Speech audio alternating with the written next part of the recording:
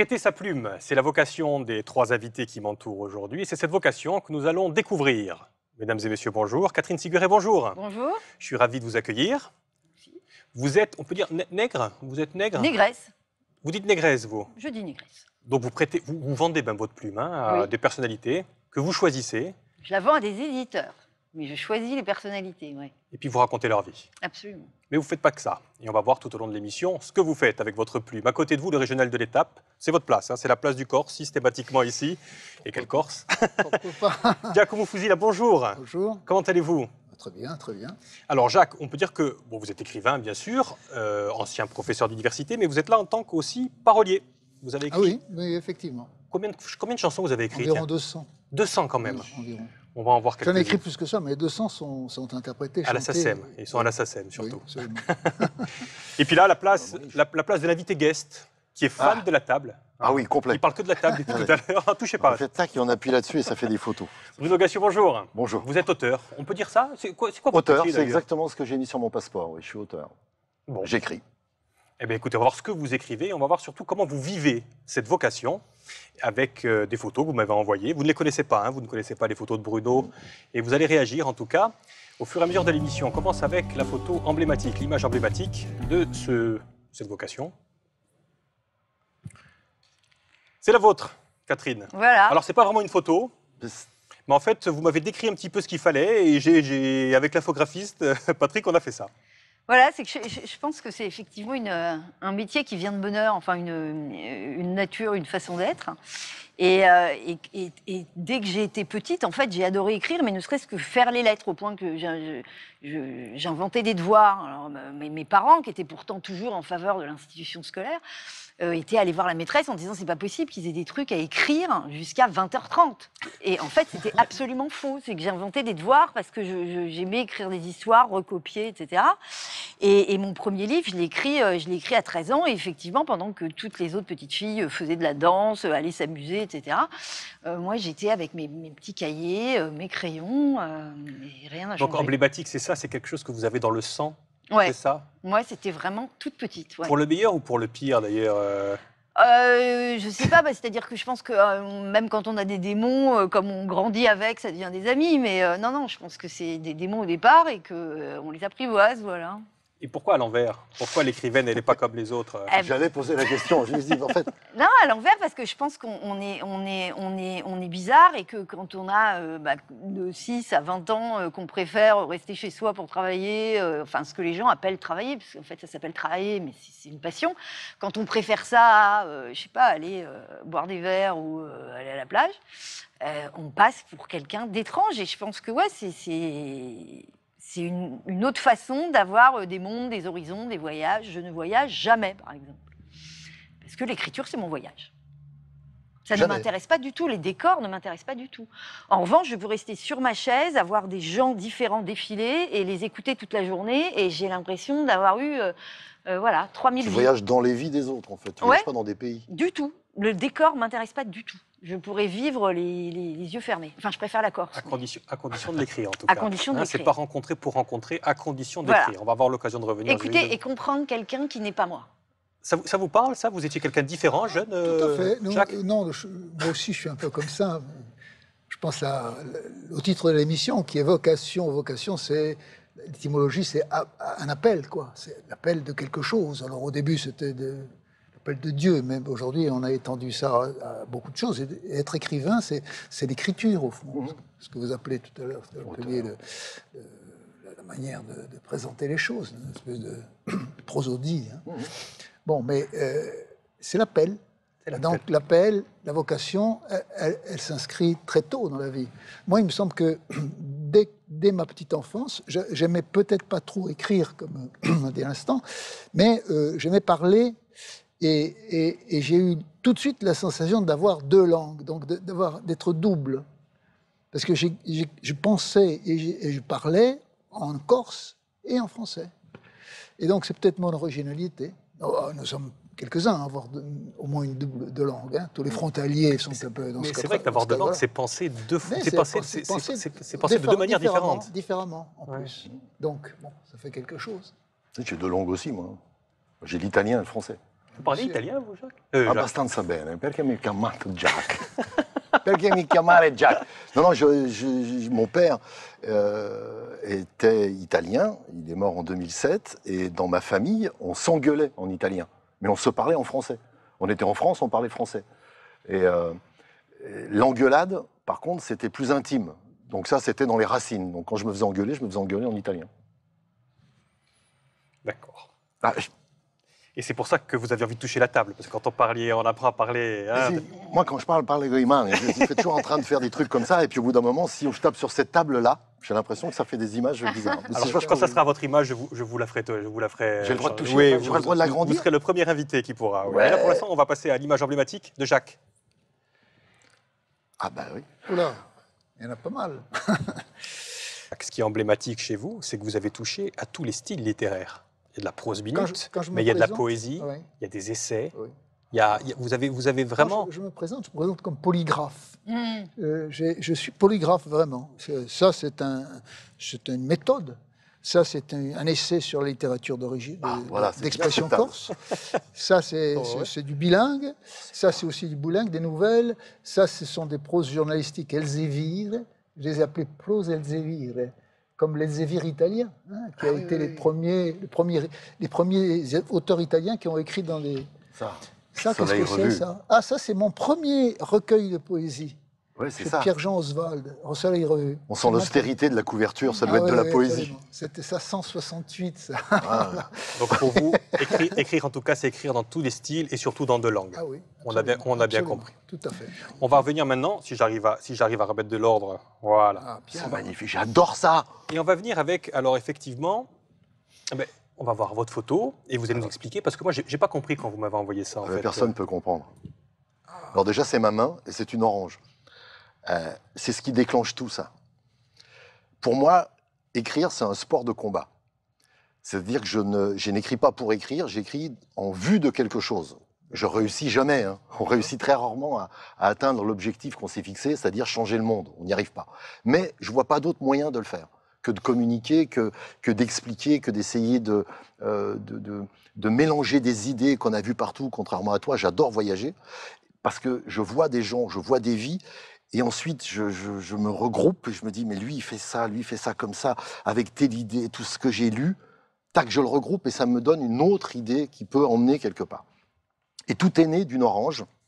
Je devais avoir 14 ans. Ma première pièce de théâtre, je l'ai écrite à 14 ans, à 13 ans un roman. Et ça vient de mon père. Il y a des oranges chez moi et il y a une orange comme ça sur laquelle il y a une étiquette marquée « traité avec tel produit ». Et on s'engueule tout le temps, on n'arrête pas de se friter avec mon père. Et il me dit, la vie c'est comme ça, arrête de m'emmerder, basta. Et il me dit, si on te demande ce que c'est ça, tu diras c'est une orange, tu diras pas c'est une orange traitée avec machin. Et je lui dis, si papa, si c'est traité avec machin, je dirais c'est une orange traitée. Et là j'ai pris une tarte, boum. Je dis non, il me dit, tu diras quoi? Je dirais que c'est une orange traitée avec machin. Boum. Il me dit, tu diras que c'est une orange. Non, je dirais que c'est une orange traitée avec... Boum! Et d'accord, je l'écrirai. Je l'écrirai. Je te le dirai plus parce que tu vas me frapper, mais je l'écrirai pour que tout le monde le sache. Et j'ai toujours eu ça dans la tête. Toujours eu ça. Cette orange-là, c'est ce qui a fait que j'ai voulu ouvrir ma gueule. Mon père m'interdisait de l'ouvrir en me mettant des tartes, et moi, je voulais tellement dire des choses. Je disais, bon, ok, si je le dis frontalement, je veux prendre des coups. Alors que si je l'écris, et que je l'écris bien, il y a des gens qui seront à l'autre bout de la France, et qui l'achèteront, qui, eux, ne mettront pas une tarte, ils diront juste c'est bien, c'est pas bien, ça m'intéresse pas. Mais j'aurais communiqué quelque chose, ce que j'arrivais pas à faire avec mon père. Voilà pourquoi j'ai choisi une orange, parce que ça me permet d'expliquer ça. C'est original. C'est une belle histoire, surtout. C'est une belle histoire. Écrire ce qu'on peut pas crier, c'est pas mal. C'est pas mal, c'est pas mal. Bien, c'est bien. Ouais. Ou dire qu'elle n'est pas orange. Ce n'est pas la qu'une terre orange. Est bleue comme une orange. Et noire, vous aviez quoi, vous, Jacques, à sortir de vous? Parce qu'on a bien compris que là, c'était un besoin presque physique, physiologique. Là, c'était...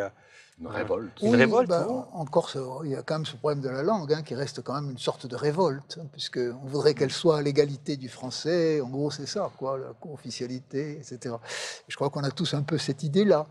sans excès. Hein. Il ne s'agit pas de remplacer le français. C'était de faire vivre une langue, en fait. Mais oui, absolument. Moi, On va avoir l'occasion, d'ailleurs, bien sûr. de le découvrir. Et je pense aussi que le fait que quand on écrit, forcément, on crie. C'est-à-dire que le fait d'écrire, il faut être conscient qu'on a une responsabilité morale. C'est-à-dire ce qu'il y a dans le livre, c'est un message, qu'on le veuille ou non. À partir du moment où c'est imprimé, où c'est destiné au plus grand nombre, c'est un message. Donc que ce soit un message de joie, Alors, c'est intéressant ce que vous dites. Oui, je vous en prie. Non, c'est une question en fait. Est-ce que tu écris vite?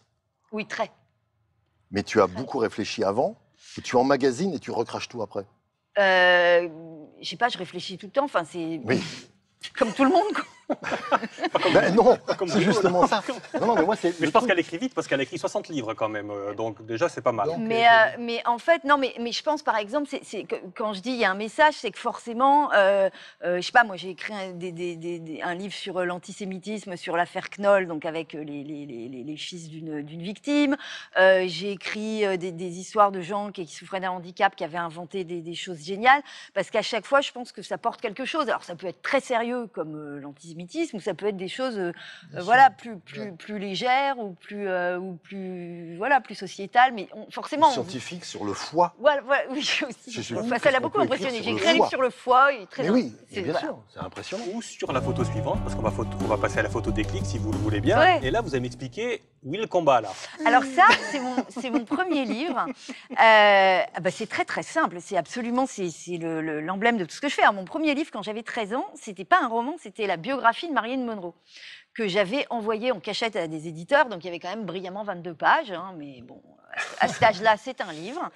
Et en fait, à partir de dizaines de livres, parce que je faisais tout acheter, enfin, je veux dire, c'était l'ensemble de mes anniversaires, de mes Noëls, etc., tout allait dans Marilyn Monroe, sa vie, son œuvre. Et en fait, je crois que ce qui m'avait touchée, c'était cette espèce d'emblème de l'humanité, c'est-à-dire la fragilité, la gloire, enfin, il y a tous les contraires, il y a cette mort tragique, ce succès foudroyant, cette enfance malheureuse, enfin, on est dans quelque chose de complètement cinématographique, mais romanesque, et c'était ma première biographie, donc voilà, c'est celle par qui tout est arrivé. D'accord, mais quand on commence à écrire, quand on a ce besoin d'écrire, quand même, Catherine, on écrit un roman, on n'écrit pas une biographie, on n'écrit pas sur quelqu'un, on écrit sur ce qu'on a au fond de soi. Non, parce que je crois que je ne m'intéresse pas du tout. Je veux dire, j'ai l'impression d'être... je suis une coquille vide, entièrement disponible pour les autres, et que la vie de l'autre est 100 fois plus importante que la mienne. Ma vie ne m'intéresse pas, puisque ma vie, c'est d'écrire celle des autres. Enfin, vous voyez, ou alors ma vie, c'est la suite de mes livres. Mais quand tu écris la vie de quelqu'un d'autre, est-ce que ce sont tes propres sentiments que tu mets en valeur? Bien sûr que non, puisque moi j'écris... Non, mais j'écris surtout à la première personne, c'est-à-dire en intégrant leur cerveau. Voilà. Les livres sont écrits en jeu, et Voilà. ce sont les gens qui les signent. Alors il se trouve que la mode veut maintenant que le nègre, ils mettent aussi le nom sur la couverture, ils le mettent où ils veulent. Et donc tu les interroges avant ou pendant? Enfin, il y a toute une documentation. Voilà, c'est pas une documentation, c'est une forme d'immersion totale. Et le principe du nègre, c'est qu'il n'existe pas. Enfin, Oui, mais l'immersion totale, en ce qui concerne Marilyn Monroe, par exemple... C'était mon échec, c'est qu'elle était morte. J'avais pas de chance. Mais ensuite, dans mon métier, je ne m'occupe que des vivants. D'accord. Voilà. Mais il faut que tu fasses une documentation quand même. Je ne me documente jamais. Je vais voir les gens à la source. Comme je dis toujours, je ne fais pas un métier de journaliste qui consiste à savoir la vérité. J'éponge, y compris le mensonge. D'accord. J'ai une question. Voilà. Sur la Marilyn Monroe, effectivement, il y a des choses à dire. Et je pense que si tu avais rencontré Marilyn Monroe, votre rencontre aurait fait une bio, pas de 22 pages, mais de 2000 pages. Mais est-ce que tu as rencontré des gens après discussion où tu t'es dit... Oui, bien sûr. Alors, bien sûr. Je vais écrire la bio Il m'intéresse autant que moi. Mais bien sûr. Non, c'est pas ça. Non. Alors, c'est pire. C'est que moi, je suis très habituée à moi, donc j'ai un avis totalement neutre, je m'en fous. Mais il y a des gens que vous rencontrez parce que vous vous dites ça va être génial, et vous passez 1h30 mais à sombrer toutes les secondes en disant c'est pas possible d'être aussi creux. Ça existe, hein. Des gens avec qui on s'ennuie. C'est rare, hein. Mais il y a des gens avec qui on s'ennuie. Des noms. Terriblement. Non, je sais que tu ne les donneras pas. C'est pour ça. On peut les écrire. Mais c'est quand même intéressant, cette démarche de vouloir écrire à tout prix et d'avoir rien à dire. Là, je trouve que c'est assez... Ouais, alors quand j'ai un truc à dire, c'est à peu près tous les 10 livres et ça donne un roman. Mais c'est venu après, ça. En tout cas, Non, spontanément. c'est venu après. C'est-à-dire que celui-là, j'avais 13 ans. Ensuite, alors, il y avait en fait une espèce d'interdit à la maison de devenir écrivain, est un truc maudit. On finit dans un grenier, on meurt de faim. Enfin, c'était, voilà. Donc, il fallait faire un vrai métier. Et donc, mon premier vrai métier, les premiers livres que j'ai osé faire, en fait, c'était les livres des autres. Mais dès que j'ai écrit les premières pages du livre de quelqu'un d'autre, je me suis dit, je fais ce que je veux pendant mes loisirs, et donc j'ai écrit en parallèle mon premier roman. Donc en fait, les deux ont été synchro. Ah, Ouais. bon, d'accord. Et ça ne sera pas édité, vos 50 pages sur Alors, Marie vous savez, ce qui est super drôle, c'est que je les ai récupérés il y a genre 5 ans. Donc Ouais. il s'est quand même écoulé quelques années depuis mes 13 ans, parce que l'éditeur m'a retrouvée et m'a dit, j'ai retrouvé ça, etc. Je pense que vous serez content de l'avoir. Et là, c'est génial, je l'ai toujours. Hein. C'est sur du papier avec de Clairefontaine, là, et écrit à la plume turquoise. Et donc, il y a les 22 pages de Et de objectivement, biographie. après quelques années, est-ce que c'est bon? Alors, c'est très mélo. Ah oui, C'est C'est déjà ça. est-ce que c'est bon? ce destin tragique. Enfin, voilà, c'est très... j'en fais beaucoup, quoi. C'est marrant parce que on a un parcours à peu près similaire. Moi, j'avais écrit une pièce de théâtre qui s'appelait Conversation de bistrot, mais dans une cuisine. J'ai toujours aimé les titres longs. Et je l'ai aussi retrouvé chez ma mère il y a très très longtemps, le cahier. J'ai relu. C'était très mauvais. Très mauvais. Ah, c'était pas bon. C'est très démonstratif. Jacques. Non, Ça a toujours moi, été bien ce que j'ai vous pas avez écrit, vraiment vous. cette expérience. Non, ben, si, les anciennes choses. Je me relis beaucoup quand même pour justement voir un peu ce qui ne va pas. Et je me rends compte parfois qu'il y a des choses qui ne vont pas du tout, même. Mais bon, on change aussi, c'est ça aussi, c'est la vie. Hein. C'est qu'on n'est pas les mêmes à 40 ans qu'on évolué, avait ouais. à 20 ans et encore plus après. Après, on fait des économies de mots et on, Oui, tout à fait. Tout à on fait. fait moins Puis ça se d'emphase. travaille. On met moins ça se d'adjectifs. travaille. Oui, je pense que c'est ça. On met moins Ouais. d'adjectifs. Ouais. Tout à fait. On voilà, qualifie déjà. moins les choses. Déjà. Peut-être. Ouais. Et on est moins tragique aussi, moi, je Oui. trouve. On est beaucoup plus léger. Mm. Plus on va et plus on est léger. Ouais. C'est vrai, c'est Ah vrai. oui, on sait des trucs. Ce qui Oui, nous c'est tient ça. debout, Peut-être que c'est c'est qu'on ça croit aussi. encore en des C'est choses. vrai, c'est vrai. Restons-en au déclic, justement. Reprenez un petit peu votre âme, remontons quelques années en arrière, et expliquez-moi ça, si vous le voulez. Ah ben Bruno, vous le faites vous-même. Allez-y. Ah oui, oui, je peux. Ouais, ouais, allez-y. C'est génial. Sur Marie. Voilà. Yes Ah, C'est Ça, c'est- mes deuxième et troisième papas. oui. Mon père ressemblait à Cavana, il était Rital, il a à peu près le même parcours. J'ai vu mon père pleurer en lisant les Rital de Ah oui, Cavana. très, très belle, très beau livre. effectivement. Magnifique bouquin. Et ils se sont rencontrés à la mort de Choron. Mon père a rencontré Cavana. Il avait la même moustache, un peu moins fournie là, les mêmes cheveux. Ils se parlaient tous les deux, je les regardais. Et Cavana a changé ma vie. Parce que en lisant Cavana, j'ai changé de vie. Il m'a ouvert au monde. Il m'a ouvert à la simplicité, justement, d'une Oui, c'est écriture vrai, qui c'est disait des choses clairement, simplement. C'est très moderne comme écriture. c'est Et vrai. mon père, d'une certaine façon, en me filant des baffes pour me faire dire qu'une orange n'était pas traitée, il m'a aussi sauvé la vie d'une autre façon. Il m'a fait changer de quartier à un moment où je tournais mal. Il m'a déplacé d'un quartier à un autre pour pas que je voie mes potes et tout ça. Je l'ai su que des années après. Et les voir tous les deux, j'avais les larmes aux yeux. Et il y avait la petite Virginie, qui était la dernière compagne de Cavana, qui était là. Elle m'a rappelé ça il n'y a pas longtemps. On était à la Sorbonne pour parler de Cavana. Et je me suis dit, mais c'est vrai, en fait, c'est les deux êtres qui me manquent le plus au monde. Mon père et Cavana. Ils me manquent énormément. Et Choron, c'est la folie, quoi. C'est oser des choses. Ce mec était un être humain génial. Après, il avait des très mauvais côtés, hein. Mais c'était un être humain génial qui n'avait peur de rien, surtout pas de la vie, et qui m'a appris à avoir moins peur de la vie. Et ces deux personnes-là, cette photo particulièrement où on a dit ouais, ils se détestaient, c'est vrai que Cavana mettait des chaises sur la gueule de Choron. Choron, quand il a fait le siège rue des Trois Portes, il a pris une table que j'aimais aussi, pas autant que celle-là, mais je l'aimais beaucoup. Il a fait construire la table à l'intérieur de la rédaction et construire les chaises à l'intérieur de la rédaction. Une chaise devait peser 40 kilos. Cavana pouvait plus lui mettre des chaises sur la gueule. Donc il se tournait autour de la table quand il s'engueulait, mais il prenait plus de chaises. Et ces deux personnes-là sont chacun dans leur style. Lui, c'est un intellectuel incroyable alors qu'il n'est jamais allé à l'école. Je me retrouve aussi beaucoup dans lui. C'est un complètement. autodidacte comme moi, qui a eu, il a eu le Renaudot, lui aussi, le Féminin, le Renaudot. Je sais plus ce qu'il, enfin, il a eu des prix littéraires. Et lui, il était militaire. Il a été caporal-chef en Indochine. Il est parti, il n'était pas majeur. Il a été obligé de signer des faux papiers pour partir en Indo. Et ils n'avaient pas peur de la vie. Mais c'est Et intéressant. ces mecs-là, et ça a Je été vous mon reconnais là parce beau-père. que, effectivement, aujourd'hui, je ne suis pas là pour flagorner, mais vous n'avez pas peur. Vous n'avez pas peur de prendre des engagements qui ne sont pas du tout médiatiques, qui sont même à contre-courant. Vous soutenez Dieudonné. Vous venez dans les médias, à l'époque, en tout cas, vous veniez dire... J'ai fait, au voilà, début, oui. vous étiez son avocat médiatique, entre guillemets, il fallait oser le On faire était un petit tous, peu. au départ, on était très nombreux à être l'avocat médiatique parce que ce qu'on Très défendait, c'était nombreux. pas Dieudonné, c'était la liberté qu'il avait de dire des choses. Quoi qu'il en Et- soit, enfin, je trouvais que vous n'étiez pas si nombreux que ça, mais quand même, je trouve qu'il y a un vrai courage, en tout cas médiatique. Ah, bien sûr, oui, c'est oui, lui qui j'assume vous l'a tout quand à même. fait ça. Ouais. C'est-à-dire qu'il n'y a pas, normalement, entre ces deux êtres-là qui étaient épris de liberté, pour moi, il n'y a aucun tabou. Et il n'y a rien de pire que d'ostraciser quelqu'un pour une idée, parce que son idée, aujourd'hui, surtout à travers les réseaux sociaux, elle finira par passer.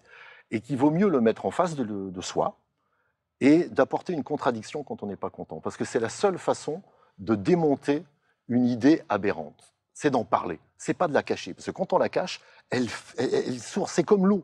Elle trouve toujours une sortie. Elle trouve toujours un endroit où aller. On va passer à Jacques, si vous le voulez bien, et il va falloir un petit peu d'attention, parce que Jacques, quand il écrit, ça s'écoute.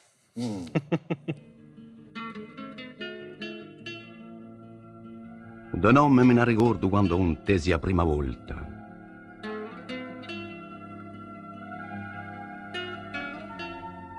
Da nome rimma a terra e mi scombuglie.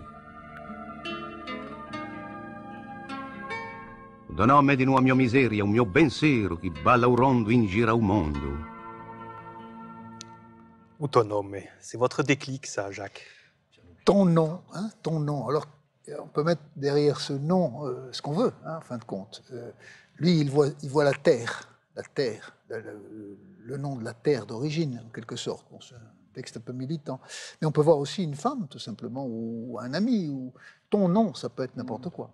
Et c'est peut-être pour ça que ça marche, parce que les gens le prennent pour ce qu'ils veulent, en fin de compte. Et je crois que on rejoint là l'écriture pour les autres.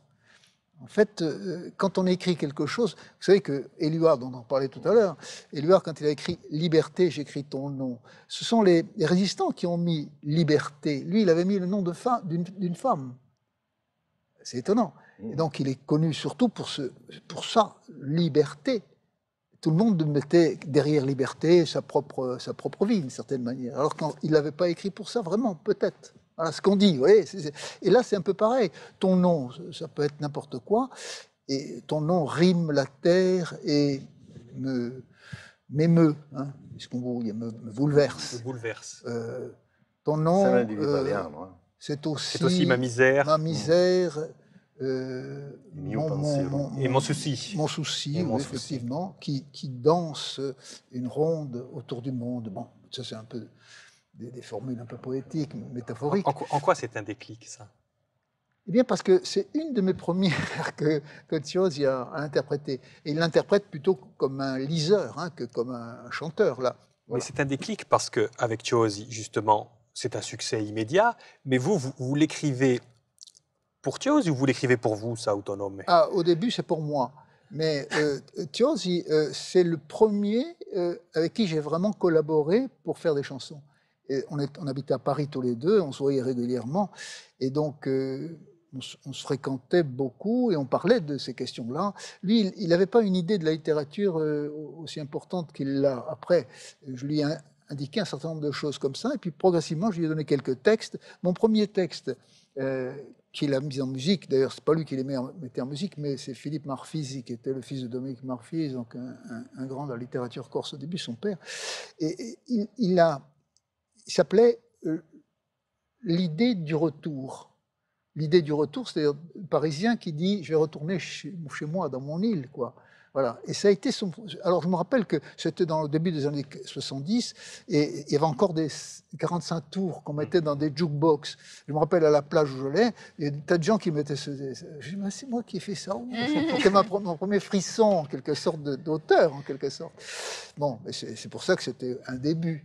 Mais après, j'en ai fait comme ça 200 autres. Quoi. Mais ça, moi, c'est ce que je trouve magnifique. Enfin, c'est ce qui fait vraiment rêvé moi, dans les paroles de chansons. Bon, après, on ne peut pas faire tous les métiers, et puis il y a des milieux, Bien sûr, etc. bien sûr.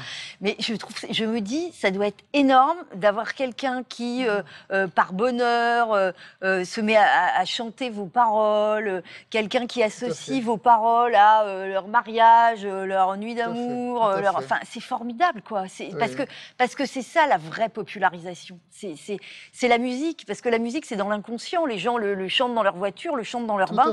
à fait. Et on a beau écrire un livre qui est beaucoup lu, voilà, ça sera jamais dans la vie des gens.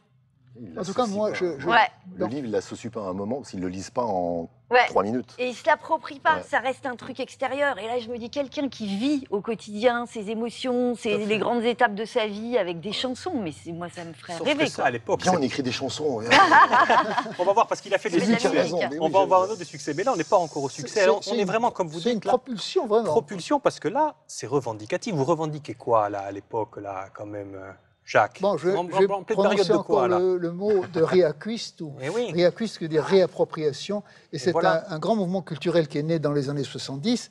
Et nous sommes, disons, une douzaine, grosso modo, une douzaine à l'avoir porté, en quelque sorte. Il y a quelqu'un qui m'appelle le pape du reacquist. Bon, j'ai pas la tiare.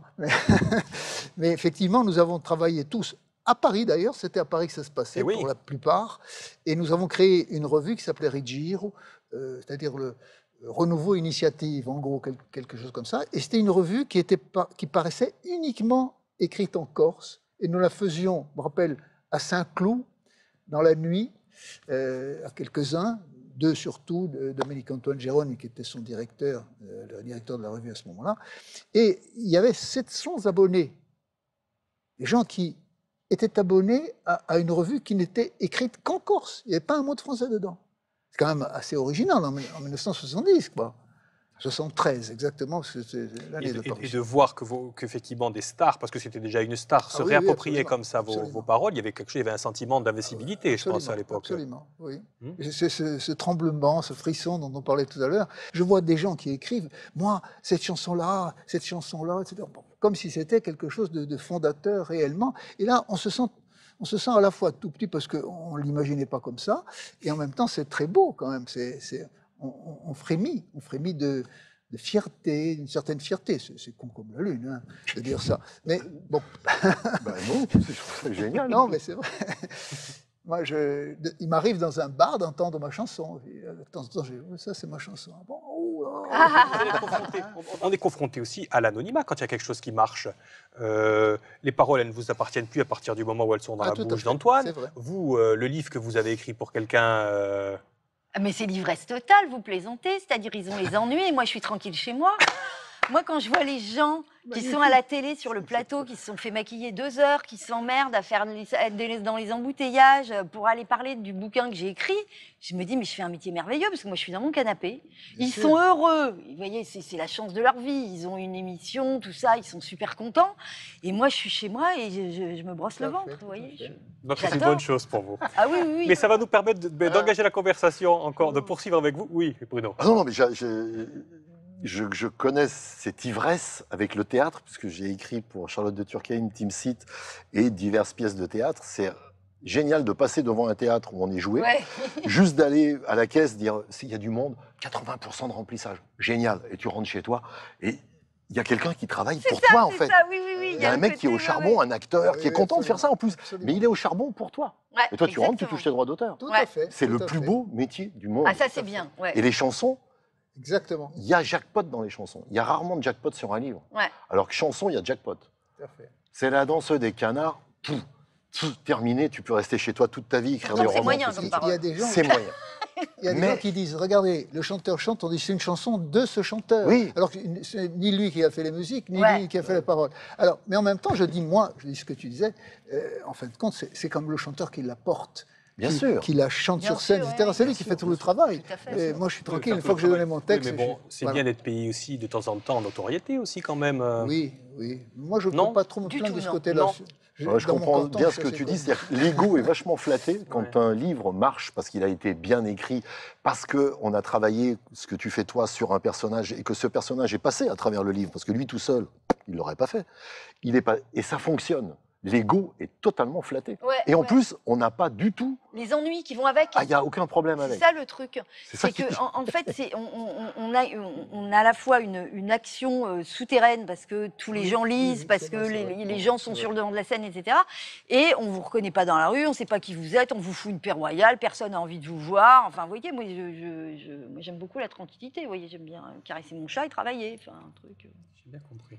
On va revenir avec cette notoriété, avec les bons souvenirs de votre carrière, justement.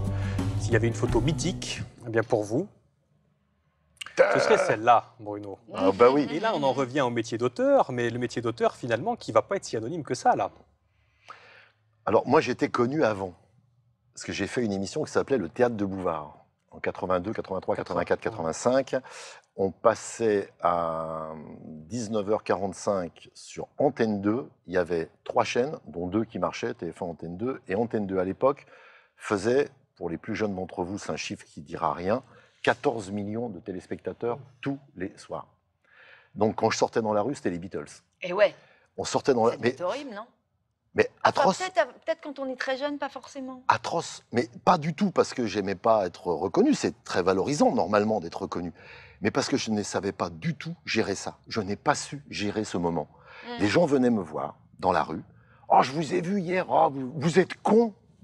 Je dis, mais je suis pas con, arrêtez. Non, mais vous m'avez fait marrer. Eh, viens voir, il est là, il est con.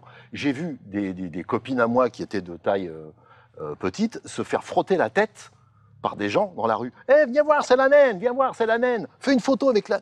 Comment on peut... Les gens font ça parce qu'on est dans leur salon. Et j'avais pas compris ça. Moi, j'avais pas compris. Je faisais le même travail que je faisais au café-théâtre, sur une scène. Il y avait des caméras comme ici, mais on les voit pas, les caméras. On fait pas gaffe aux caméras au bout d'un moment. Sauf que derrière les caméras, il y avait 14 millions de personnes tous les jours. Et que ces gens dans la rue, quand ils vous voient, ils ont l'impression qu'ils vous connaissent. Vous étiez dans leur salon la veille. Tout à fait. Oh, vous m'avez fait marrer, vous C'est êtes con. exactement ça. Arrête de dire que je suis con. Donc là, Et là, je suis arrivé dans ce que disait Catherine, c'est je travaille et mon travail est reconnu. Mais moi, peinard. Ouais, c'est Bon, génial. il se trouve qu'on a eu des sets d'or, on a eu des disques de platine, des machins, parce qu'on en a vendu beaucoup et que les gens étaient... c'est une émission qui a eu beaucoup de succès. c'était à peu près 3 millions de téléspectateurs tous 3, les soirs. 5 Ouais. tous les soirs. Mais c'était pas moi, c'était mon travail. Et là, j'ai eu dans la rue des retours très différents. Des gens qui me voyaient me disaient vous n'êtes pas le gars qui écrivait les livres, je vous ai vu, vous avez eu un prix. Oui, j'aime beaucoup votre travail, merci, j'aime beaucoup ce que vous faites. Et là, je me dis, C'est ah, différent. C'est pas la chair. et Ouais. mon ego, là, il était flatté Ouais. beaucoup plus parce que je passais à la télé. Bien sûr. Et là, tout d'un coup, mon travail était reconnu. Waouh, ça c'est bon, ça. Ça c'est très bien. Alors, il se trouve qu'après, il y a des polémiques qui tournent autour. Mais tout ça est très bien. En tout cas, vous apprêtez beaucoup de pouvoir. Ça devait être quelque chose d'ailleurs de se sentir investi d'un De pouvoir l'influence, pas du pouvoir. pareil. On n'a aucun pouvoir. Le pouvoir, c'est nommer et révoquer. Mm. Nous, on avait éventuellement de l'influence. Peut-être pour ça que ça n'existe plus. Eh oui. Je dis ça, j'en pourquoi sais ça rien, n'existe je sais plus C'est vrai. Ah, je Alors sais qu'il y a pas. un succès fou, quoi. C'est Ouais, vrai. c'est dingue. Parce que tout s'arrête aussi des fois. Oui, peut-être que c'était dangereux, peut-être pour certains dans les Peut-être, mais je ne sais pas. Moi, j'étais pas dans la place. Il faut demander à Bruno. Ah ben, je ne sais pas si c'était dangereux. Hein. Sarkozy disait les guignols ne peuvent pas créer un mouvement, mais ils l'amplifient considérablement. Oui, voilà, je crois que c'est Et il juste. disait ils ne font pas une élection, c'est pas vrai, mais ils peuvent faire bouger les lignes d'un point, 1,5 point. C'est trop. Il avait raison. Oui, ça suffit. Une élection présidentielle, ça se joue à 1 point, 1,5 point. Hein. Tout à fait. Photo suivante dans les meilleurs souvenirs. Claudia. Non, c'est pas Jacques. Hein. Ah, mais je reconnais, moi, Marilyn, Claudia Schiffer. Et ouais, alors en fait, ça a été vraiment le hasard de la vie. C'est que, donc l'un de mes premiers bouquins, c'était. J'étais très. Je pense que j'ai eu une vocation un peu contrariée aussi d'assistante sociale. Je pense qu'il y a un côté. Voilà. Et en fait, mon truc, c'est de porter la parole des gens qui ne l'ont pas. Ça a toujours été mon. Et donc, j'ai commencé par toute une série de livres qui étaient sur des grands tabous dont à l'époque on ne parlait pas. Donc, c'était il y a 20 ans quand même. Et donc, la prostitution, l'inceste, les SDF, enfin des paroles qui étaient encore très. Et je faisais un livre sur l'inceste. Et en fait, chez Hachette.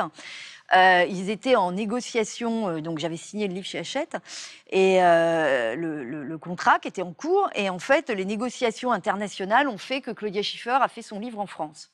Et là, Hachette se retrouve avec le contrat Claudia Schiffer à peu près à 17h. Et à 18h, je reçois un appel, donc à l'époque, il n'y avait pas de portable. où on dit, voilà, il faut partir demain matin en Allemagne, Claudia Schiffer veut faire un livre, est-ce que vous êtes libre? Et il y avait 2 personnes, il y avait moi, une journaliste du Monde qui s'appelait Annick Cogent, qui avait à peu près 35 ans d'expérience, et ils avaient laissé 2 messages, et j'ai rappelé la première, vous voyez le hasard des répondeurs. Et j'ai hésité, etc. Et mon mari m'a dit, mais enfin, parce que je lui dis, je sais pas si ça m'intéresse. Bon, c'est vrai que sur le fond, j'étais pas sûre, voilà. Bon, la mode, c'était pas ma passion, voilà. Et il m'a dit, mais enfin, t'as fait Marilyn Monroe, c'est l'équivalent. Et je me suis dit, c'est vrai, à 10 ans d'écart, en fait, c'était l'icône des temps modernes. Et donc, c'est comme ça que je me suis retrouvée avec Claudia, et plutôt agréablement surprise, parce qu'en fait, on est devenues hyper copines, on avait le même âge. Et c'était La extrêmement... meuf est copine avec Claudia Schiffer. Mais ouais. Juste. Moi, je dis rien, moi. Ouais, voilà, non, ouais. Ah ouais, on allait à la plage, comme avec vous aujourd'hui même. C'est pas possible. Si, si.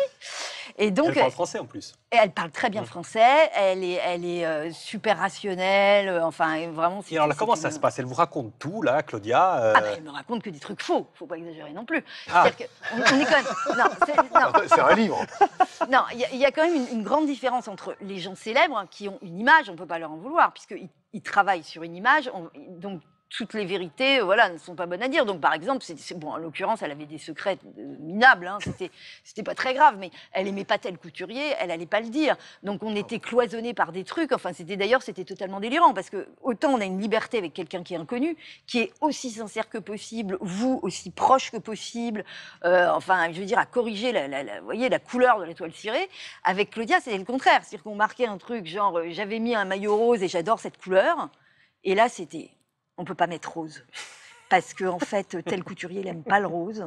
Et donc, chaque ligne était sujette à discussion. C'était très, très compliqué. Plus la position des photos, le truc, le machin, Karl Lagerfeld, enfin, voilà. Mais malgré tout ça, c'est votre meilleur souvenir. Pourquoi? Bah, alors non, c'est mon meilleur souvenir, mais je l'ai vendu à 400 000 exemplaires. Je veux dire... Un auteur, mesdames, messieurs. Pas une autrice. C'est pour ça que Souchon, c'est Souchon qui dans les chansons. Oui. Oh non, Claudia Schiffer. Et en fait, parce que c'était une édition mondiale, en fait. Donc on en a vendu. 400 000. Eh ben oui, on en a vendu 40 000 en France. C'était pas énorme d'ailleurs, mais on l'a vendu dans le monde entier. Alors j'avais un tout petit pourcentage. Vous êtes toujours copine avec Claudia? Mais non. Parce que c'est maintenant qu'il faudrait écrire sa biographie. C'est maintenant qu'elle est intéressante. Bah ouais. Et plus copine. Bah, on se voit plus, non. Ceci De dit, toute façon, quand on... elle avait un emploi du temps de ministre. Hein. Moi, je me souviens, on avait enfin, ça donnait des... Moi, d'ailleurs, c'est ce que j'aime, c'est qu'on vit assorti aux gens.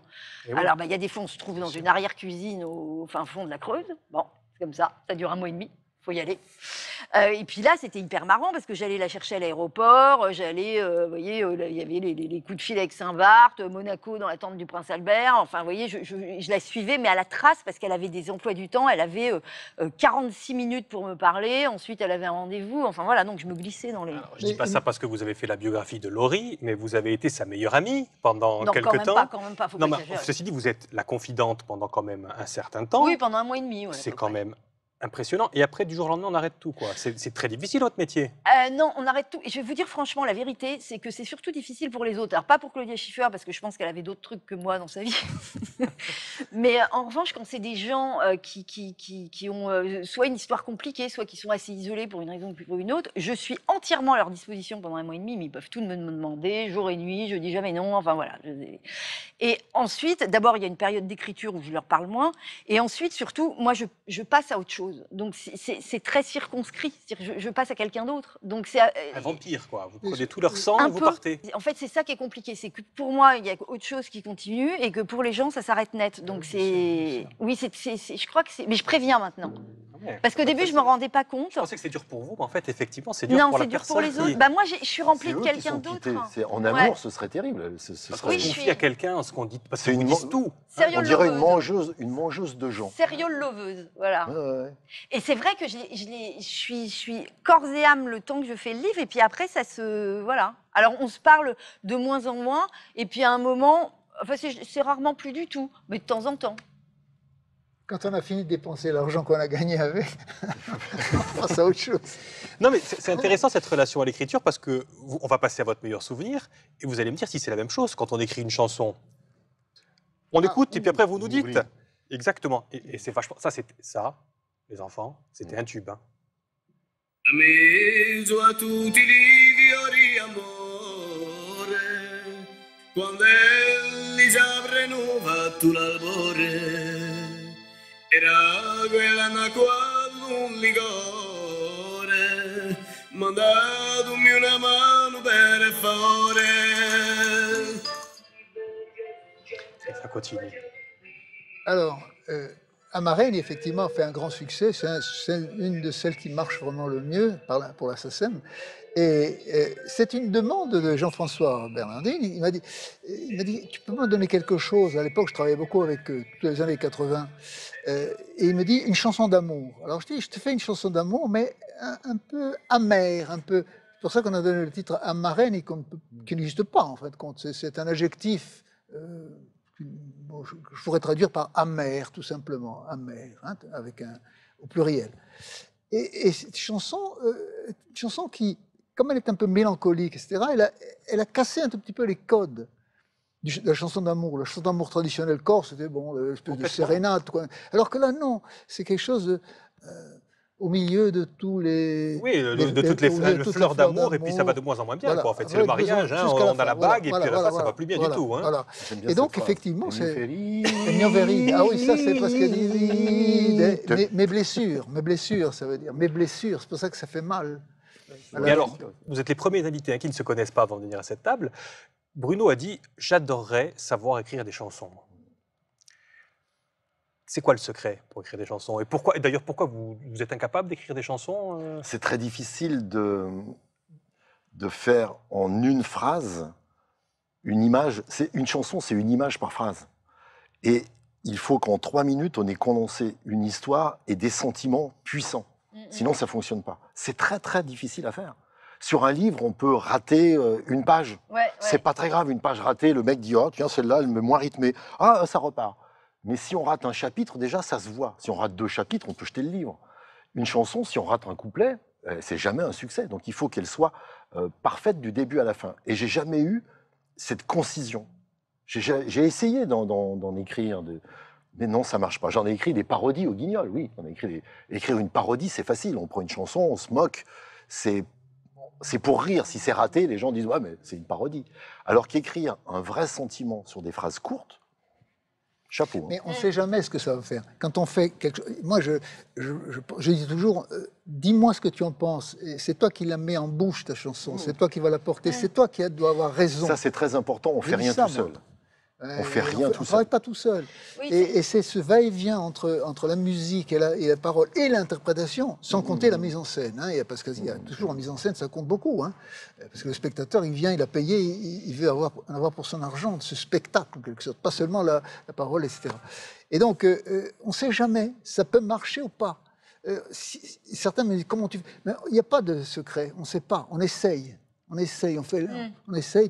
Et puis, une chanson qui te plaît, tu dis ça va être un succès, puis après tu écoutes, bon, c'est pas si bon que ça, et puis ça marche pas forcément. Aujourd'hui encore, Jacques, vous avez 70 ans et quelques, vous ne connaissez toujours pas la formule de ce qui va marcher. Non, je ne connais pas. Et heureusement. Et vous essayez encore aujourd'hui. C'est comme le PMU, hein. Si on savait. Non, mais c'est un peu comme ça. C'est un peu un coup de hasard, un coup de dé. Voilà. Je dis souvent ça, moi je dis souvent les livres c'est comme le loto, vous ne savez pas pourquoi ça on ne sait pas très bien pourquoi, exactement. Les chansons qui ont eu le succès ne sont pas forcément celles que j'aime le plus. Celles que j'aime le plus n'ont parfois pas forcément fait un grand succès. Bon. Mais il y a des chansons, et puis les chansons, alors, elles ont une histoire. À un moment donné, ça monte comme ça monte bien, puis après, progressivement, ça redescend. Puis parfois, par un hasard miraculeux, 10 ans après, tiens, on la retrouve. Il y a une coïncidence avec l'air du temps aussi qui est super importante dans les chansons. Par exemple, celle-là, au début, elle a eu beaucoup de succès toute seule. Puis après, quand Patrick Fiori l'a prise pour Mezzo Mezzo, pour ce CD qui a 300 000 exemplaires, elle a encore fait un tube. C'est Enrico Macias qui la reprend. C'est Macias qui la chante, voilà, c'est ça. Pourtant, bon, c'était pas forcément mon c'est audacieux. Bon. C'est eux qui ont choisi. Enrico. Il la chante bien d'ailleurs, il la chante pas mal. En Corse? Oui. Mezzo Mezzo, le principe, il n'a pas écouté Oui. Mezzo Mezzo. Ah ouais, lui. c'est Oui, bien, il y a c'est encore bien, des gens c'est qui peuvent vachement l'acheter. bien, c'est très très bien. C'est Ah, il faut l'acheter. comme sur ce plateau, il y a des Corses et des continentaux et ils parlent la Pour même chaque langue. chanson, Ouais, c'est très il y a bien. un chanteur français et un chanteur corse. On aurait dû l'appeler Qui l'a- Mezzo qui l'a- Mezzo. Qui l'a ça chanté marche, ça. Mezzo Mezzo aussi. Avec des gens bien, hein, des gens. Il va y en avoir un 2. Est-ce que vous serez sur le. Est-ce que vous allez faire les 300 prochaines, 300 il 000e semblerait que ce soit Patrick Fiori qui est toujours Oui, en oui, baguette. il me l'a Et- confirmé. Et je lui ai envoyé un SMS en lui disant. Place-moi, essaye de me vous prendre essayez de une vous chanson. placer. On C'était verra vos bien. bons souvenirs, ça. On va passer maintenant aux mauvais souvenirs. Oh, Est-ce qu'on va garder le sourire? C'est le suspense. Non. Il ne va pas durer longtemps. Ouf, On écoute. C'est moi qui parle. Oui, mais oui. On a en 2011 avec Pierre, avec Stéphane Hessel, avec Rocard, avec quelques autres, tous ceux qui sont ici, créé un collectif qui s'appelle le collectif Roosevelt. Donc à l'époque où le Parti socialiste cherchait à faire son programme, Pierre Laroutourou, ici présent, avait quelques propositions à faire, une quinzaine. Et ces propositions ont été compilées dans un petit livre. Et ce petit livre a été donné à tous les gens qui étaient censés préparer le programme du Parti socialiste. Et puis voilà, je suis venu parce que j'aimais à peu près les propositions, évidemment. Certaines me paraissaient un peu compliquées, j'ai demandé qu'ils me les expliquent. Quand on les a expliquées, je les ai trouvées pas si compliquées que ça.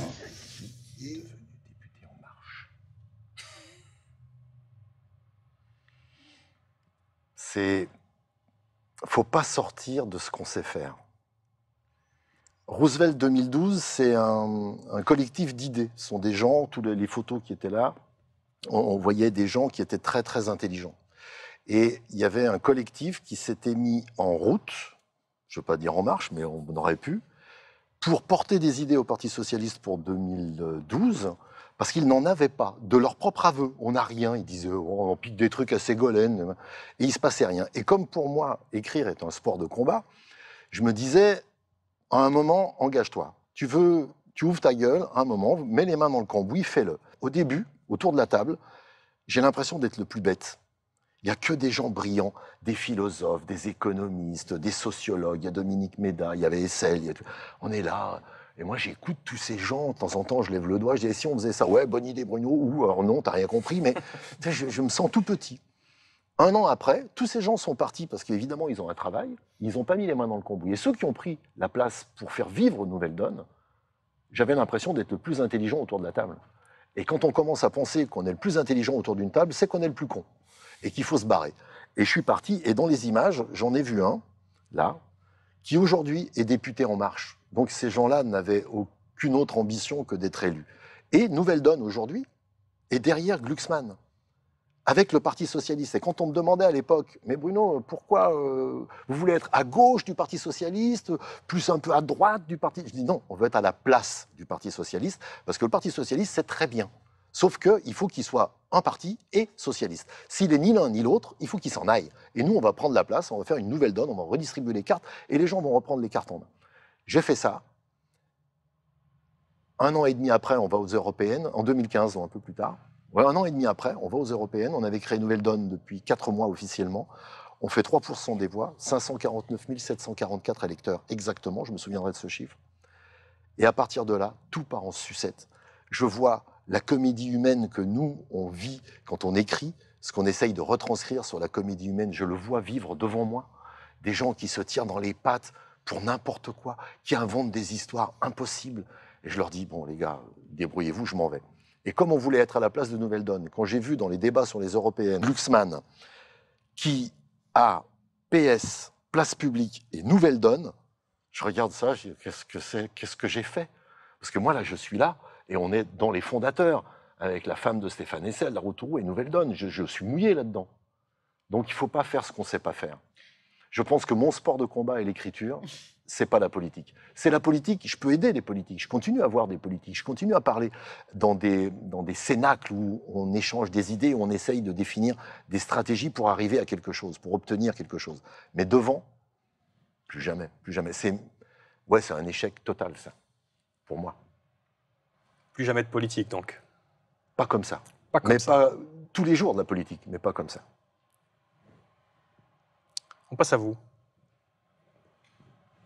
Ah, Je l'ai considéré comme mon hic, celui-là. Oui, En fait, c'est quand même... vous suivez. Sampiero Gorso, c'est un opéra créé par Henri Tomasi. Henri Tomasi est le plus grand musicien que la Corse ait connu. Hein. Il est le grand musicien de la Corse. Il est mort dans les années 70.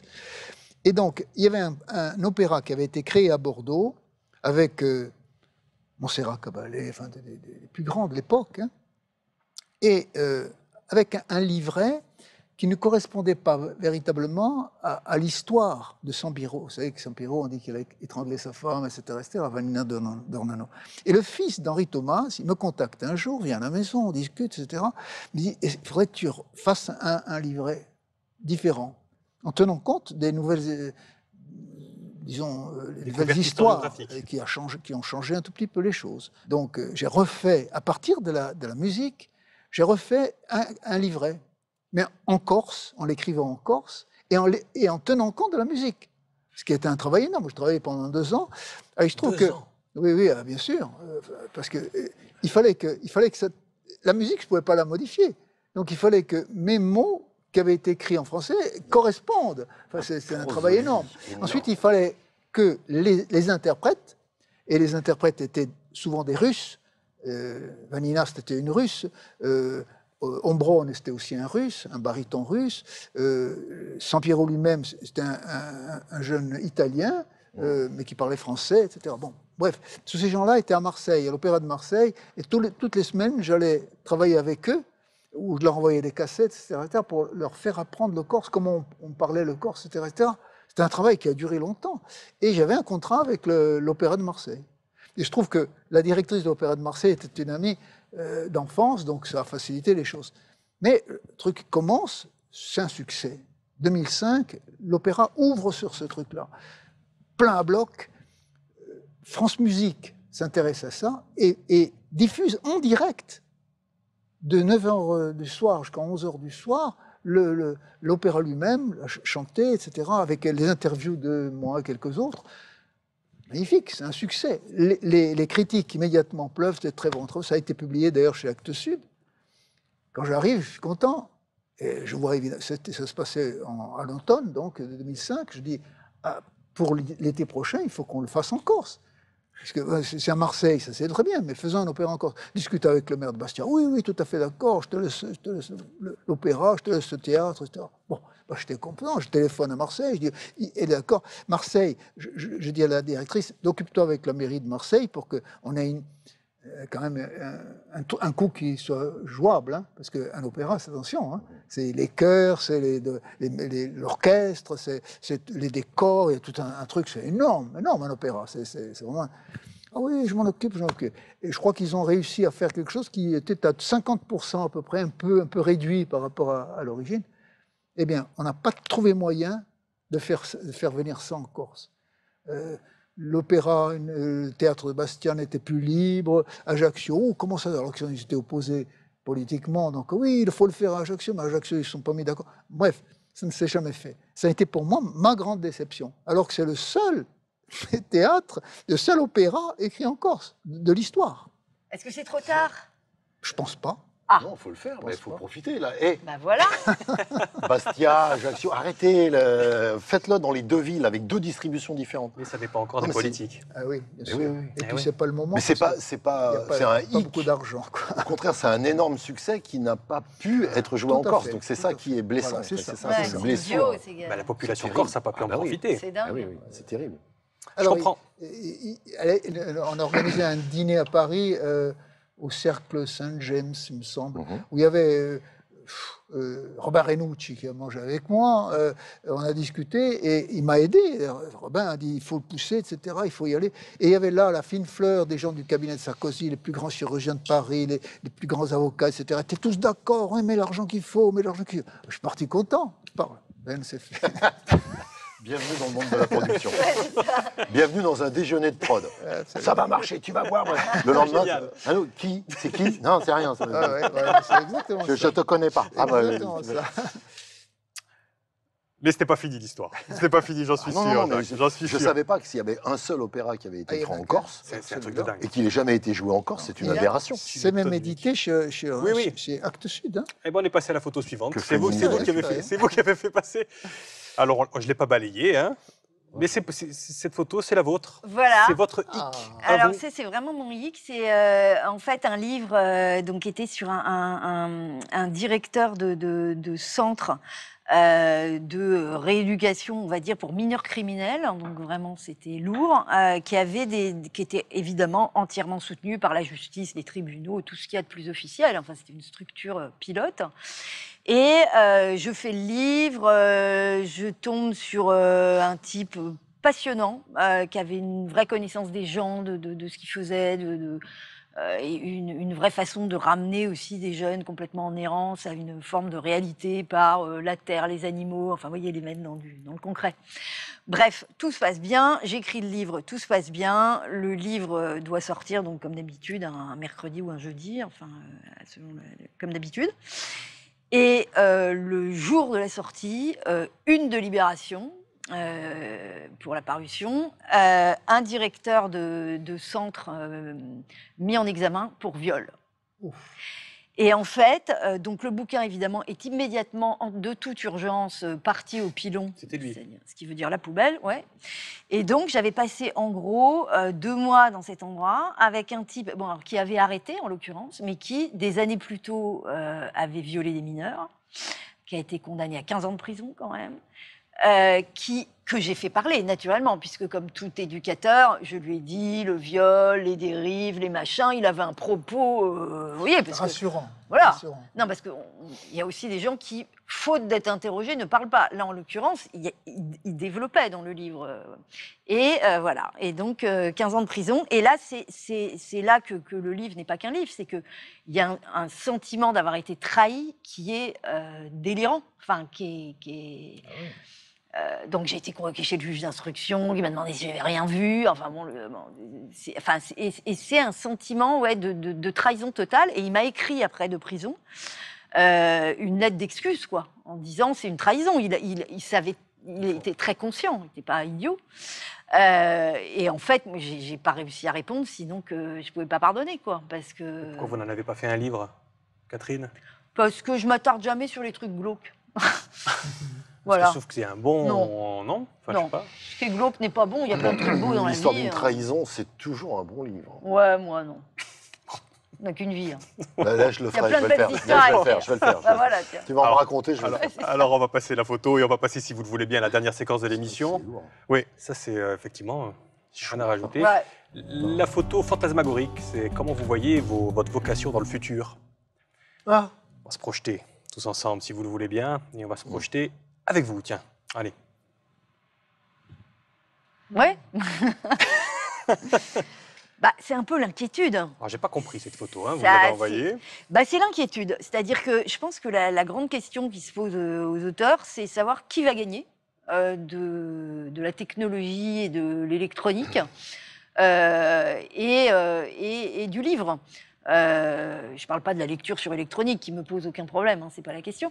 Mais ce que je veux dire, c'est que les gens n'ont que 24 heures par jour et que si on passe 1 heure sur Facebook, 1 heure sur YouTube, 1 heure à faire des textos, enfin bref, par définition, il reste plus beaucoup de temps pour lire et que je pense que c'est pas que les gens n'aiment plus lire, c'est qu'ils ont plus le temps. Enfin voilà, c'est que dans l'ordre des priorités, la lecture n'est pas prioritaire.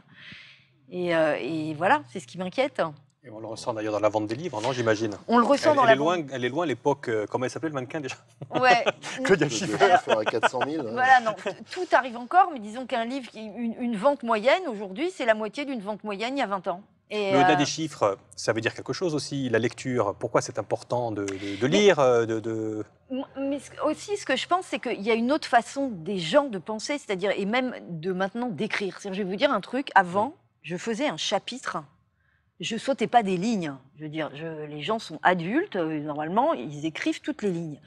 Aujourd'hui, c'est l'éditeur qui vous fait sauter des lignes. C'est-à-dire qu'il découpe le paragraphe, il saute une ligne, parce que les gens sont tellement habitués à des lectures zapping et à des milliards de petites attentions très rapides, c'est-à-dire ce qui est exercé par la lecture de Facebook, la lecture d'une page Internet, c'est une lecture éclatée avec plein de petits moments d'attention, que s'immerger dans quelque chose de long et de continu, ça leur fait peur. C'est humainement impossible. Ouais, même, c'est que les pratiquement. Ça gens devient ouvrent le impossible. livre et se disent « Wow !» Vous voyez, Mais alors, vous l'aimez toujours, votre métier? Si les éditeurs vous font sauter des lignes, si on vous lit de moins en moins de toute façon, j'évite de relire mes livres une fois qu'ils sont Ouais. finis. C'est-à-dire que moi, je les remets, j'estime que l'éditeur fait son travail, donc je ne contrôle pas. Oui, non, moi, j'aime toujours mon métier, mais je vois bien que plus ça va, plus le livre, faut qu'il soit court, voilà, c'est aussi l'angoisse que le livre soit long. Et les gens sont aussi habitués aux séries, où dans une série, il faut qu'il y ait un rebondissement toutes les 4 minutes. Parce qu'un quart d'heure, c'est trop long. Enfin, Ce qui est inquiétant aussi, c'est ce que font les Américains maintenant. Parce qu'ils prennent une sorte de photographie du lecteur moyen et ils disent l'écrivain doit s'adapter à ce que veut le lecteur d'aujourd'hui. ouais. Autrement dit, c'est plus du tout l'écriture au sens où on l'entendait tout à l'heure, mais véritablement, il faut se plier, en quelque sorte, se conformer à ce que veut l'idiot qui va lire. Mais ce qu'on est en train de faire là est anti-télévision. Complètement. C'est pour ça que je viens d'ailleurs, parce que c'est rare qu'on ait la Et c'est pour parole ça que je aussi vous longtemps. invite. Et très bien, et on va parler de cette table et je veux faire une émission. Mais à la télévision, on dit, vous ne regardez pas la télévision, c'est la télévision qui vous regarde. Et on entre dans un cercle vicieux extrêmement dangereux, parce que la télévision regarde les gens qui la regardent en se disant qu'est-ce qu'ils veulent Ouais. et qu'est-ce que je vais leur donner. Donc il y a une analyse qui est faite extrêmement fine, presque personne par personne de ce que les gens veulent, puis on leur donne. Donc eux, ils se disent, bah, c'est ça qu'on nous donne, donc ils deviennent cons.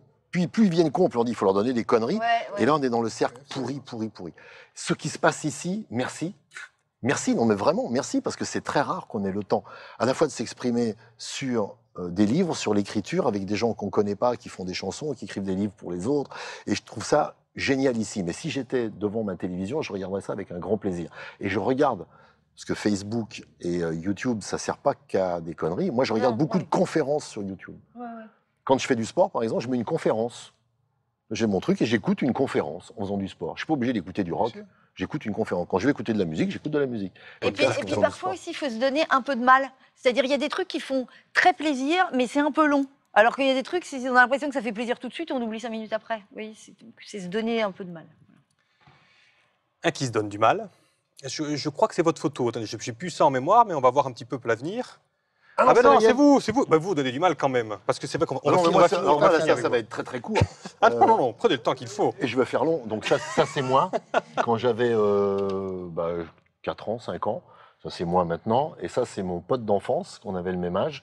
Et Philippe Gianreco est mon copain. Sa mère était ma nourrice. Et il m'a dit, il y a 1 an et demi, il m'appelle, il me dit, qu'est-ce que tu fais en 2019 Je dis, j'en sais rien. Il me dit, bah, tu fais rien, on joue au théâtre ensemble. Je dis, pourquoi Il dit, parce qu'on a tout fait ensemble, sauf jouer au théâtre, viens, on le fait. Et je me suis dit que, justement, vu la photo qu'on a vue avant, le meilleur moyen de communiquer aujourd'hui, pour moi, de façon sincère et rapide, c'est le théâtre. Parce qu'on a écrit la pièce ensemble.